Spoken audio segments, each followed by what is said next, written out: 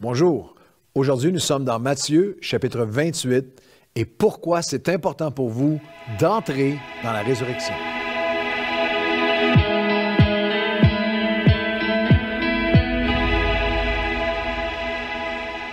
Bon matin à tous et bienvenue à votre café matinal. Wow! Nous sommes à la fin du premier évangile ensemble, l'évangile de Matthieu.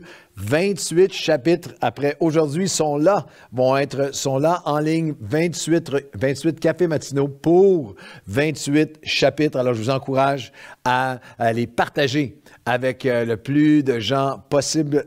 Merci pour tous vos courriels depuis le début de ce projet qui est quand même assez exigeant, mais je suis tellement encouragé par tous les courriels que je reçois. Alors, on vous souhaite la bienvenue si vous nous suivez sur la chaîne YouTube de l'Église Nouvelle Vie. Nous arrivons au chapitre 28 de l'Évangile de Matthieu, la fin du premier livre du Nouveau Testament. Nous étudions le plus grand événement de l'histoire du monde, unique, sans précédent, jamais répété, la résurrection de Jésus. Il est victorieux, il a tout accompli, il a accompli ce qu'il avait si clairement annoncé.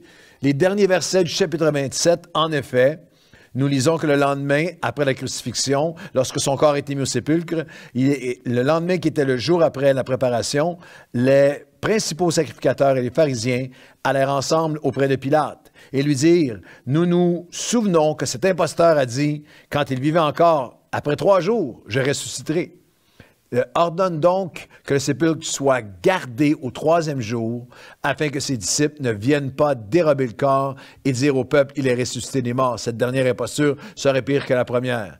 Pilate leur dit, vous avez une garde, alors allez gardez-vous comme vous l'entendez. Ils s'en allèrent et s'assurèrent du sépulcre au moyen de la garde après avoir scellé la pierre. Et les 4 évangiles nous donnent un portrait complet de cette garde blindée Delta, des soldats d'élite et le sceau et toutes les mesures de sécurité qui avaient été prises pour s'assurer qu'il n'y aurait pas, que les disciples ne pourraient pas venir voler le corps. Il est mort pour les péchés du monde et il est ressuscité le 3e jour. Il a écrasé la tête du serpent à la croix, par la mort et la résurrection, la tête de l'ennemi lui-même, ce qui était en fait l'accomplissement qui remontait aussi loin que le livre de la Genèse.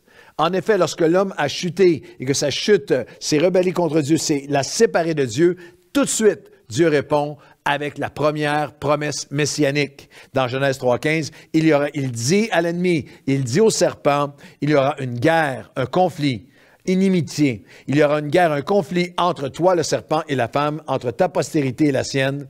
Tu lui mordras le talon, mais celui qui sera né de la femme t'écrasera la tête. Lorsque vous regardez à la croix, vous voyez Christ crucifié, il faut que vous voyez aussi la tête du serpent qui est écrasée, la victoire totale qui est accomplie par Christ. Matthieu nous révèle, on est dans le chapitre 28, que l'ange n'a pas roulé la pierre pour permettre à Jésus de sortir. Il a roulé la pierre pour nous permettre d'entrer dans la résurrection, que ce soit un mode de vie, d'entrer à chaque jour dans cette résurrection. Matthieu 28 au verset 5, l'ange prit la parole et dit aux femmes, « Pour vous ne craignez pas, car je sais que vous cherchez Jésus qui a été crucifié, mais il est plus que Christ crucifié. Il n'est plus ici, il est ressuscité, comme il l'avait dit. Venez, entrez, voyez, entrez dans le lieu où il était couché. » Alors là, c'est une question importante. Est-ce que vous avez déjà prié en ce sens? Avez-vous déjà pensé à cette notion de dire,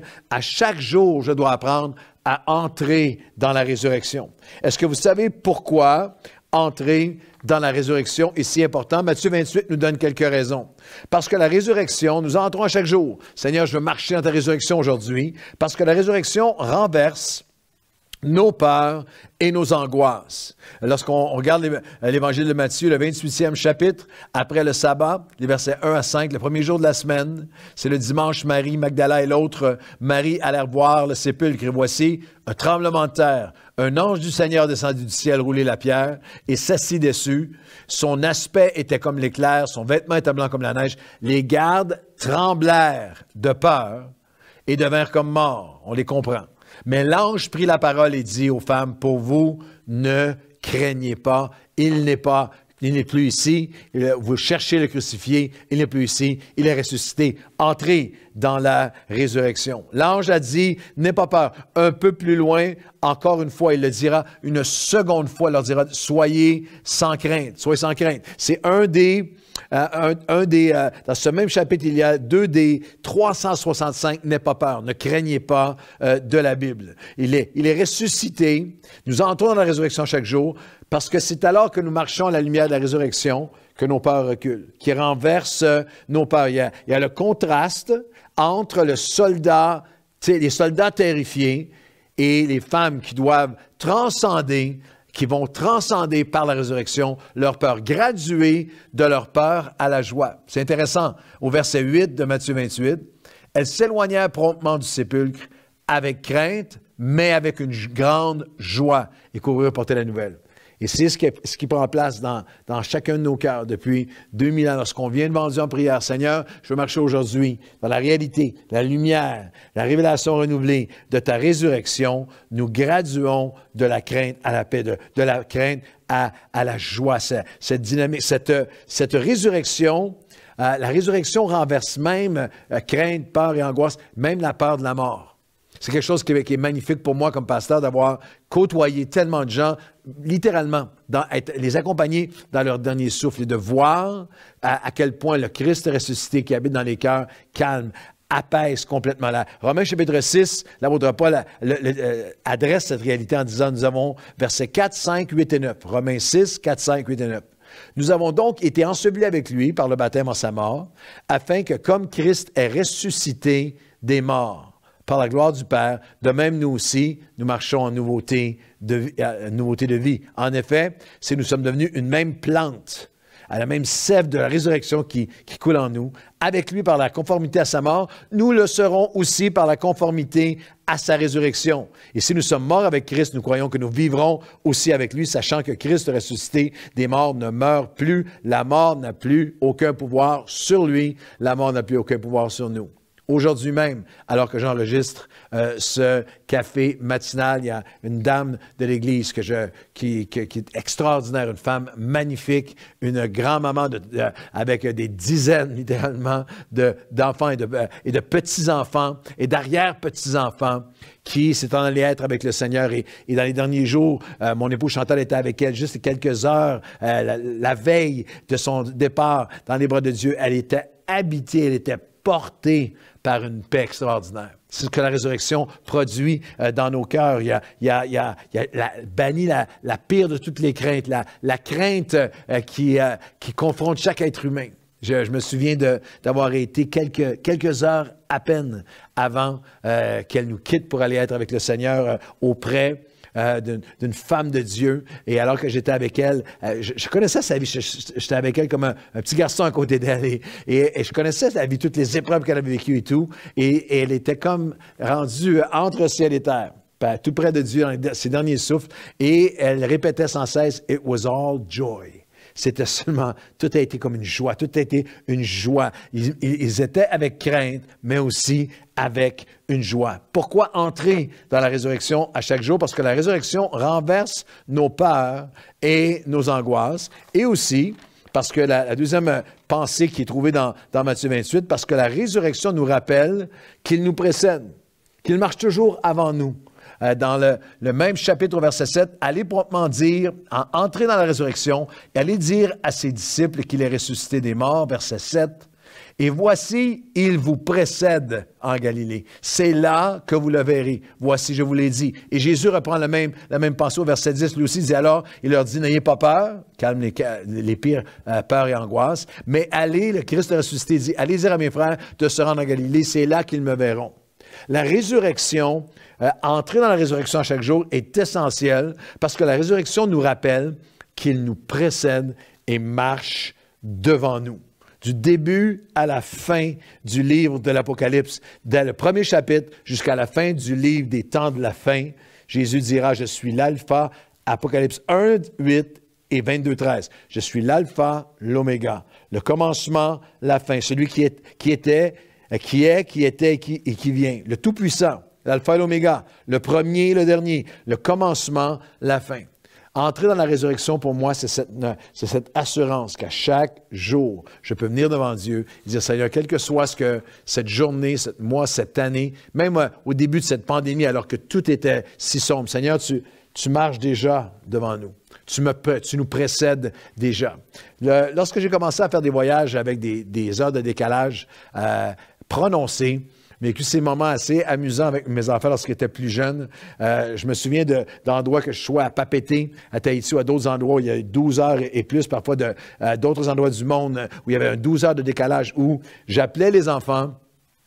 Et eux, pour eux, c'était le samedi matin, ils se lèvent à Montréal, mais moi, samedi est déjà fini. Samedi est déjà terminé. Et c'était hallucinant pour mes enfants de penser, mais papa, tu as déjà vécu la journée avant nous, peux-tu nous dire qu'est-ce qui va se passer? Alors, j'aimerais vous dire que Jésus a vécu chaque journée avant nous. Il est alpha, il est oméga, il marche, il nous précède. La résurrection est une clé d'apaisement parce que, premièrement, parce que la résurrection renverse nos peurs et nos angoisses, parce que la résurrection nous rappelle qu'il nous précède, qu'il marche devant nous. Laissez-moi vous donner une dernière pensée, parce que la résurrection résiste aux pires attaques. Rien ni personne ne peut arrêter le Christ ressuscité. Dans Matthieu 28, nous avons au verset 11, pendant qu'ils étaient en chemin, des hommes de la garde annoncèrent aux principaux sacrificateurs tout ce qui est arrivé. Ceux-ci s'étant rassemblés avec les anciens, avoir tenu conseil, donnèrent aux soldats une forte somme d'argent en disant, dites, ces disciples sont venus pour le dérober pendant que nous dormions. Et si le gouverneur l'apprend, nous l'apaiserons, on vous tirera d'affaire. Les soldats prirent l'argent, qui suivirent les instructions, se met à répandre les mensonges, et ce bruit s'est répandu parmi les Juifs jusqu'à ce jour. Matthieu écrit son évangile plusieurs décennies après les faits. Et il y avait les trois empires qui mentaient contre eux, les trois empires qui cherchaient à les faire disparaître. Les disciples, dans Matthieu 28, entendent Jésus leur dire, allez faire de toutes les nations des disciples. Je suis avec vous jusqu'à la fin des temps, mais j'aime l'authenticité des Écritures. Matthieu 28, 17, nous dit que lorsqu'ils le virent, ils se prosternèrent devant lui, mais quelques-uns eurent des doutes. Encore une fois, on les comprend. Ils ont l'empire religieux, les pharisiens qui étaient voués à les détruire. L'empire grec philosophique voué à les faire disparaître. L'empire romain, empire social, empire militaire, voué à les persécuter jusqu'à la mort, à faire disparaître toute trace de la résurrection. Mais Jésus leur dit, comme il dit à toi et moi aujourd'hui, Jésus s'étant approché d'eux, leur parlant. J'aime que, même s'ils étaient prosternés en louange, il y avait des doutes dans leur cœur, ça c'est toi et moi. Je me suis retrouvé souvent prosterné à louer alors que je combats des doutes dans mon propre cœur. Mais Jésus termine en disant, s'étant approché, leur dit, tout pouvoir m'a été donné dans le ciel et sur la terre. Et lorsque Paul rappellera au jeune Timothée à la résurrection du Seigneur, il lui dira ceci, dernier verset ensemble, 2 Timothée 2, versets 8 et 9, souviens-toi de Jésus-Christ, n'oublie pas Jésus-Christ, ressuscité des morts, selon mon évangile, pour lequel je souffre et je suis lié comme un malfaiteur, mais la parole de Dieu n'est pas liée. Nous entrons dans la résurrection à chaque jour, parce que la résurrection renverse nos peurs et nos angoisses, parce que la résurrection nous rappelle qu'il nous précède, il marche toujours en avant, et aussi parce que la résurrection résiste aux pires attaques. Aucun gouvernement, aucun empire, aucune philosophie, aucun despote, les milliards qui ont pu être dépensés. Là, on pense au système communiste pendant des décennies, essayant de faire disparaître l'Évangile du dernier chapitre de Matthieu, où les mensonges sont répandus jusqu'à aujourd'hui. Rien ni personne ne peut arrêter la résurrection. La parole de Dieu n'est pas liée. Seigneur, aujourd'hui, arrête-nous un moment pour qu'à chaque jour, d'une manière nouvelle et particulière, nous puissions entrer dans la résurrection. Qu'on entende ta voix dire « n'aie pas peur ». Que en chemin, alors que nous marchons dans la résurrection, Seigneur, il y a nos craintes humaines bien légitimes, bien normales, mais que nous puissions graduer à la joie, graduer à la paix, sachant que tu nous précèdes. Tu marches toujours, tu es alpha, tu es oméga. Le ressuscité nous précède. Et le ressuscité nous rappelle que sa parole n'est pas liée, que la résurrection résiste à toutes les attaques. Au nom de Jésus, amen et amen. Bonne journée à tous.